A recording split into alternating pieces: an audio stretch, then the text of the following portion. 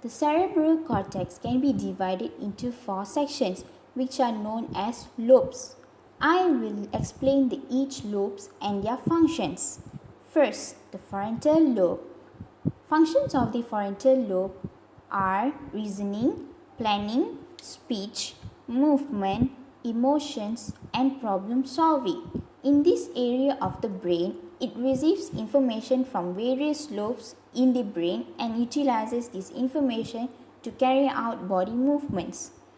If a damage caused to this lobe, it can lead to changes in sexual habits, socialization, and attention, as well as increased risk-taking. Secondly, the parietal lobe. The functions of parietal lobe are movement, orientation, recognition, perception. It is associated with processing tactile, sensory information such as pressure, touch, and pain. A portion of the brain known as somatosensory cortex, which is located in the lobe, and it is essential to the processing of the body senses. Third, the occipital lobe. Occipital lobe functions for visual processing. It is associated with interpreting visual stimuli and information. The primary visual cortex, which receives and interprets information from the retinas of the eye, which is located in the occipital lobe. Damage to this lobe, it can cause visual problems such as difficulty recognizing objects, identifying colors, and trouble recognizing words. The final lobe, which is known as temporal lobe. Functions of temporal lobes are auditory perception, memory, and speech, and the language we hear. This lobe is located in the temporal lobe, which is why this portion of the brain is also heavily associated with the formation of memories.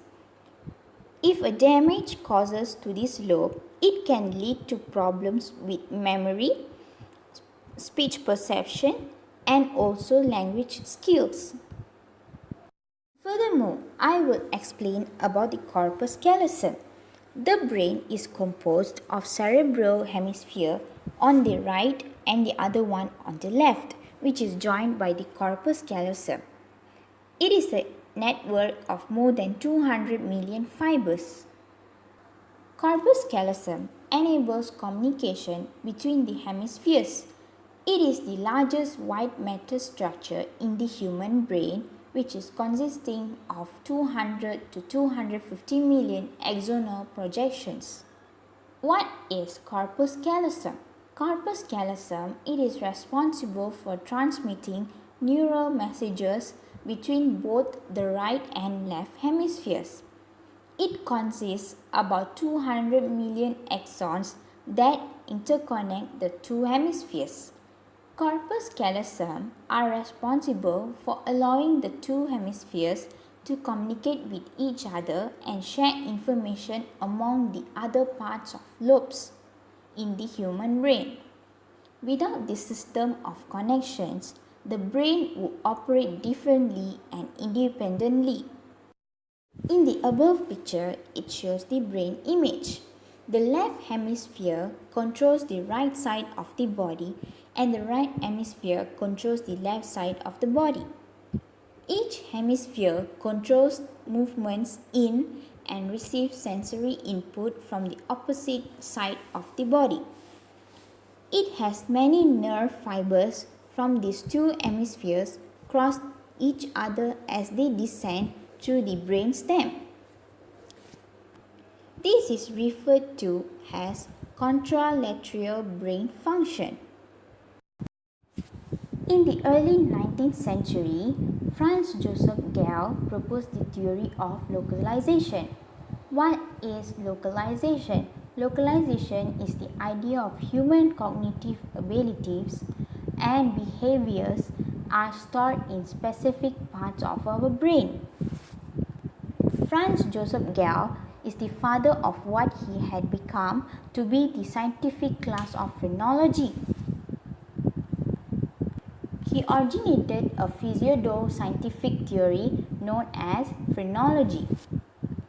Phrenology means it determines the personality traits and moral characters of a person's intellectual capacities that bumps and depressions on the surface of a skull.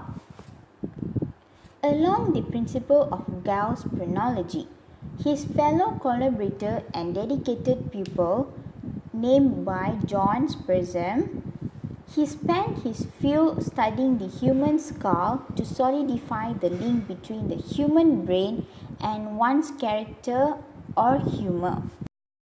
In the second half of 19th century, significant scientific advances were made in localizing language in the brain based on the study of people with aphasia.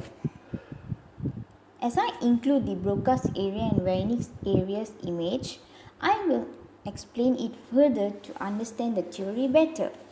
At first, it may be difficult to differentiate Broca's area from Wernicke's area, as they both have to do with the speech, but there are few differences in which you can focus on remembering in order to help you better understand the two.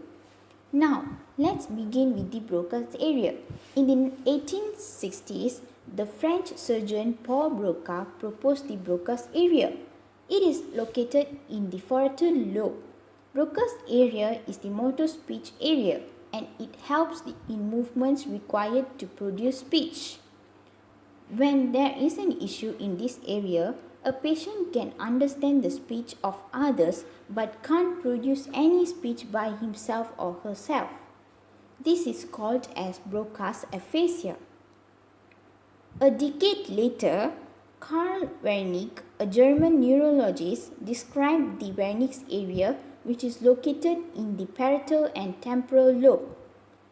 It is the sensory area. It helps in understanding speech and using the correct words to express our thoughts. When there is an issue in this area, a patient may be able to produce speech but can't understand the speech of others. This is called as Wernicke's aphasia.